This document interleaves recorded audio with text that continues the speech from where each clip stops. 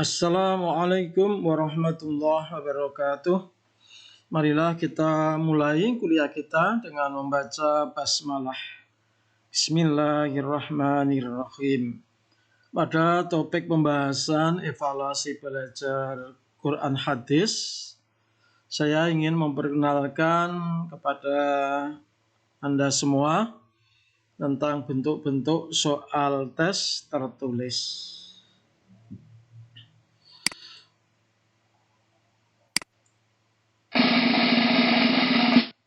Ya. Pada dasarnya bentuk soal tes itu ada dua. Yang pertama yaitu isi tes atau tes uraian, dan yang kedua adalah objektif tes. Ya. Kita mulai dari isi tes.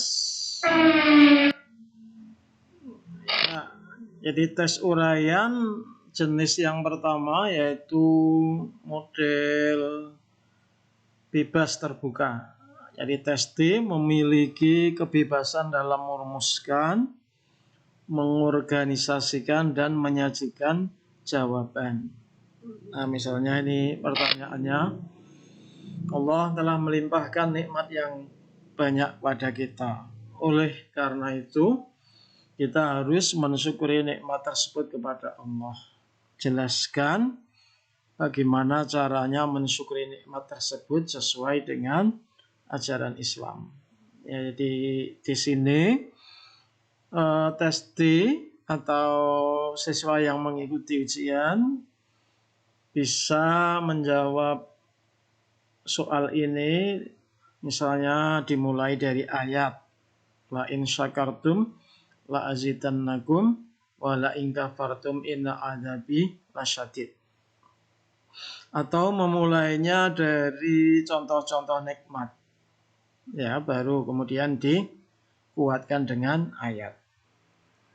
Nah, model isi tes yang kedua yaitu tes uraian terbatas, yaitu jawaban yang dikehendaki sudah dibatasi dan diarahkan. Misalnya ini, di masa Khulafaur Rasyidin tercatat 3 peristiwa peperangan antara kaum muslim melawan Romawi. Sebut dan jelaskan secara singkat ketiga peristiwa tersebut. Ya, jadi sudah dibatasi. Ya. Baik, kelebihan isi tes, pembuatannya mudah dan cepat. Kemudian dapat mencegah langkah spekulasi. Jadi kalau ujian isi itu agak sulit untuk saling mencontek, ya. Diketahui tingkat penguasaan testi dalam memahami materi. Jadi meskipun seorang siswa mengerjakan berlembar-lembar, tapi belum tentu dia sedang menjawab pertanyaan. Ya.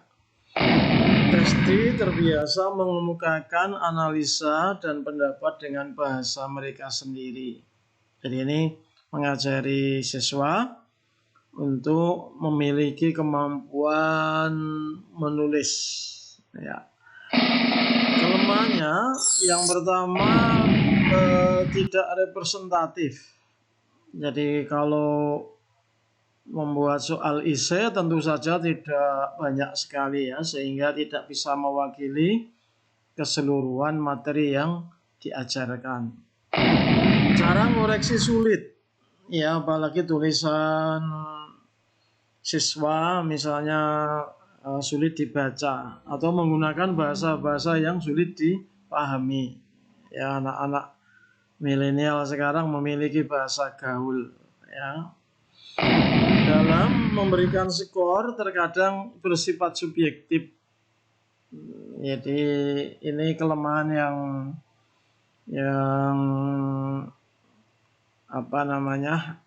cukup mengkhawatirkan, ya, kadang subjektivitasnya tinggi. Kemudian koreksi dan pemberian skor tidak bisa diserahkan ke orang lain.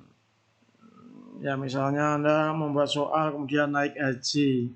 Nah kalau bentuknya soal objektif tes itu bisa diwakilkan kepada orang lain asal Anda sudah membuat kunci jawabannya. Ya. Dan yang kelima, validitas dan reliabilitasnya kurang memadai. Ya, validitas itu kemampuan mengukur dengan baik, reliabilitas itu keajekan. Ya, jadi besok silahkan Anda mempelajari lebih jauh. Ya.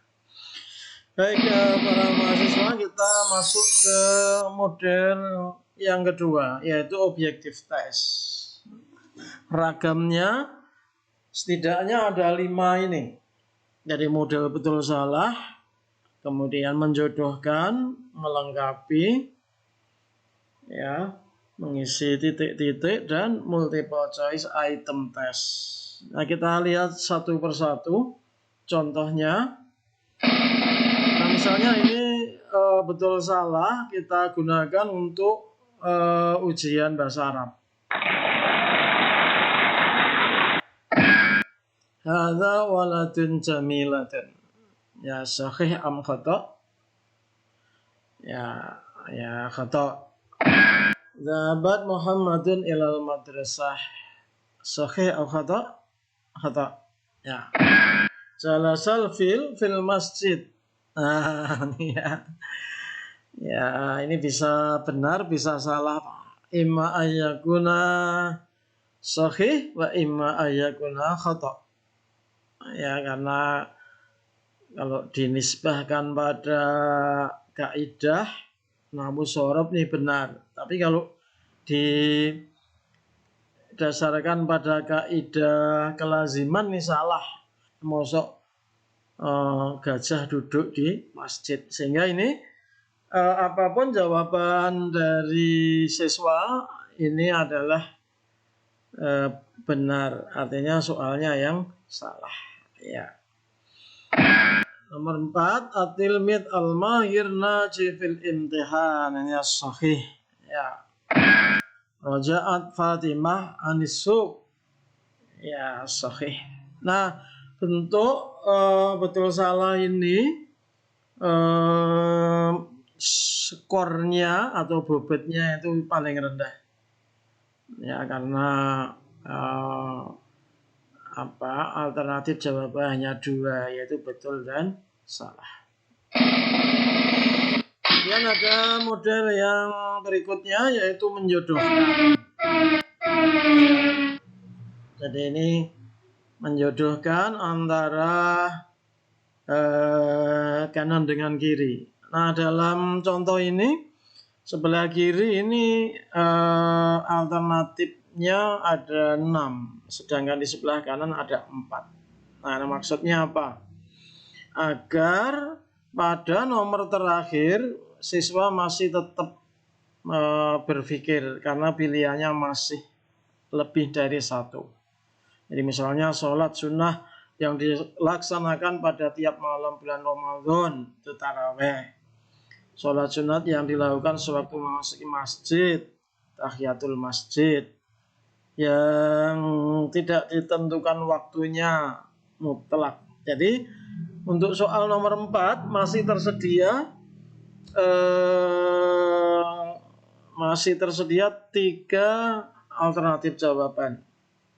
Ya, jadi sholat sunnah yang dilakukan untuk memilih langkah yang harus dilakukan. Jadi masih ada istikharah, masih ada duha, masih ada tahajud. Sehingga siswa masih tetap harus berpikir. Beda kalau yang di sebelah kiri itu 4. Jadi nomor terakhir nyaris tidak berpikir lagi. Ya. Nah, kemudian model fill in. Ini cocok kita gunakan juga untuk materi Quran hadis. Kalau di sini ini untuk bahasa Arab. Ya, misalnya Quran hadis itu misalnya untuk mengukur hafalan atau tulisan. Wal asri inna titik-titik lafi titik-titik. Ya, jadi di situ bisa digunakan untuk mengukur hafalan dan mengukur kemampuan menulis. Ya. Nah, ini kalau yang di layar ini adalah contoh bahasa Arab. Nuta Muhammad fi sa'atir rabi'ah. Ya, jawaban yang benar misalnya istaiqadha atau qoma. Istaiqadha Muhammad fi sa'atir rabi'ah faghtasala fil hammam thumma shalla rak'atain minas subhi wa ba'da dzalika qara'al Quran. Ya. Selanjutnya model melengkapi. Ya, rukun iman kelima adalah iman. Rukun Islam kedua adalah ibu Nabi Muhammad bernama. Jadi ini tinggal mengisi ya, melengkapi. Nah, yang terakhir ini model multiple choice item. Ini yang sering dipakai untuk zaman sekarang termasuk tes TOEFL. Kalau yang bahasa Arab itu tes TOEFL, tes masuk perguruan tinggi. Ya, ini yang menggunakan namanya multiple choice item. Ya, contohnya pada saat kapan talbiyah dibaca para jamaah haji. Jadi ini bentuknya pertanyaan. Ya, ada yang bentuknya MCI tapi modelnya melengkapi. Bangkai, darah yang mengalir dan binatang yang mati detik, hukumnya titik-titik. Jadi kalau yang tadi berupa pertanyaan, kalau ini melengkapi. Ya. Nah, ada lagi, meskipun ini sudah jarang dipakai, itu MCI berganda bila 1, 2, dan 3 betul. Ya, bila 1 dan 3 betul, bila 2 dan 4 betul. Bila hanya 4 yang betul, bila semuanya betul. Jadi ini bentuk soalnya itu pernyataan. Ya. Jadi nomor 1, 2, 3 betul, kemudian yang nomor 4 salah, maka nanti milihnya A. Ya, meskipun sekarang ini sudah jarang dipakai, tapi kalau sebagai guru kalian nanti akan menggunakan dalam ulangan harian ini bagus saja. Ya. Kemudian ada model ini. Analisis antar hal, pernyataan betul, alasan betul, dan menunjukkan hubungan sebab akibat. Nah, maka jawabannya A. Ya. Jadi sebagai contoh misalnya begini.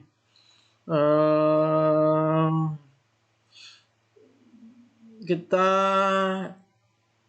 setiap saat diberi nikmat yang sangat banyak oleh Allah Subhanahu wa ta'ala. Ya.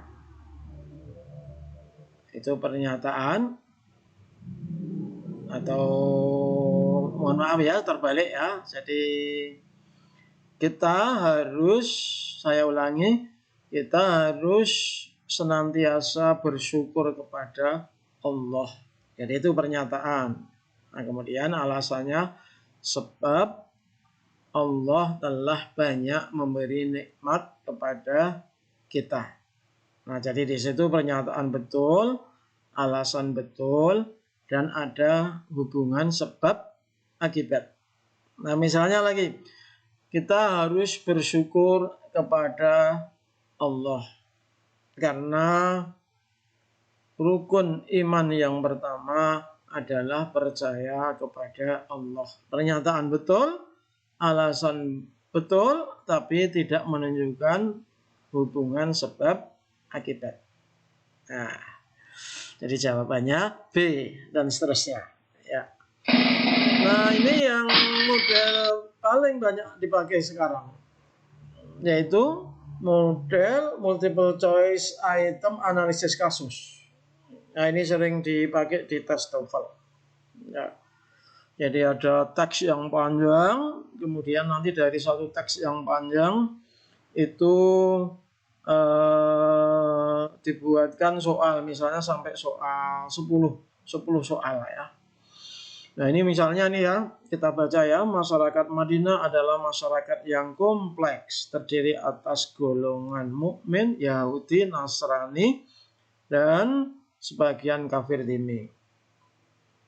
Di tengah-tengah masyarakat yang demikian ini, ternyata Islam dapat berkembang dengan pesat, bahkan dapat berdiri suatu negara dan pemerintahan Islam. Di antara mereka dibuat suatu perjanjian untuk bersama-sama membangun negara Madinah. Dan kepada kafir dhimmi, Nabi memberi kebebasan untuk tetap tinggal di sana. Mereka dikenakan pajak yang dikenal dengan jizyah. Ya. Nah, salah satu soalnya misalnya begini. Islam memandang sama antara mukmin dengan orang kafir. Kafir dhimmi bukan termasuk musuh Islam. Sejak dahulu Islam telah menegakkan prinsip-prinsip toleransi dan kerjasama. Islam berkembang pesat karena adanya dukungan kafir dhimmi. Jadi ini mirip-mirip, nah, tapi pasti ada yang paling tepat, yaitu yang C. Nah, ada multiple choice item model dynamic. Ya.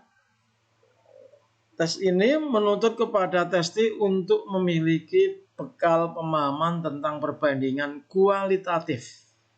Nah, ya, jadi perbandingan kualitatif dalam hubungan yang dinamik. Ya. Contoh, jika satu naik, maka dua naik. Jika satu turun, maka dua turun. Ya, mari kita lihat contohnya. Ya, misalnya ini. Contoh nomor 1, banyak melakukan kemaksiatan. Kemudian nomor 2, kualitas ibadah. Ya, nah, nanti kita lihat hubungannya. Jadi semakin banyak maksiat, jadi yang satunya naik, ya, kualitas ibadahnya gimana? Ya, turun. Nah, berarti jawabannya B. Ya. Nah, sebaliknya yang nomor 2, semakin tinggi tingkat kerajinan belajar, jadi kerajinan belajarnya naik, prestasi belajarnya naik atau turun? Naik. Nah, maka jawabannya ini adalah A. Nah, ini prinsipnya, soal ini adalah prinsip korelasi sebenarnya.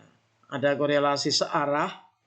Jadi nomor 2 ini termasuk korelasi searah. Jika satu naik, dua naik. Ya.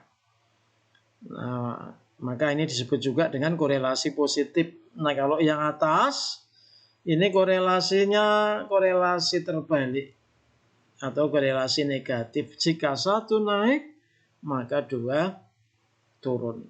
Ya.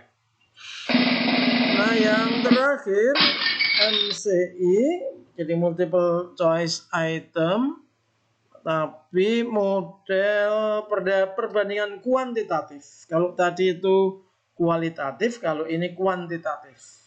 Ya, jika satu lebih besar dari 2, maka pilihannya A. Jika satu lebih kecil dari 2, maka pilihannya B. Jika keduanya sama besar atau hampir sama besar. Nah, jawabannya nanti ya tentu saja bisa dikembangkan model soalnya. Ini contohnya nomor 1 Arab Saudi, nomor 2 Aljazair. Nah, kira-kira jawabannya apa? Arab Saudi lebih besar dari Aljazair.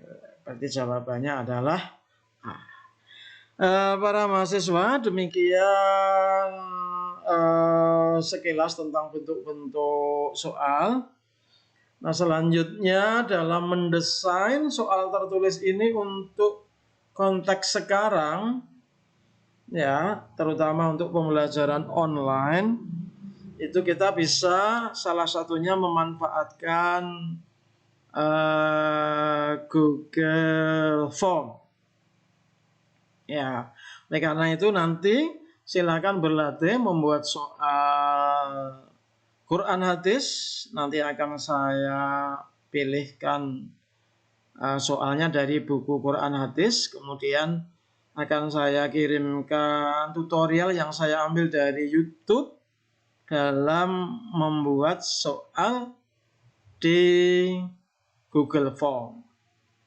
Nah, pesan saya jangan sampai nanti ketika Anda membuat soal Quran hadis Anda tidak menulis Arab, baik ayat Al-Quran maupun hadis dalam Google Form. Kemarin sudah saya sampaikan bagaimana cara menyajikan ayat Al-Quran maupun hadis, tentu saja yang berbentuk atau menggunakan tulisan Arab, nah termasuk dalam membuat soal di Google Form. Baik, terima kasih. Kita tutup dengan hamdalah. Assalamualaikum warahmatullahi wabarakatuh.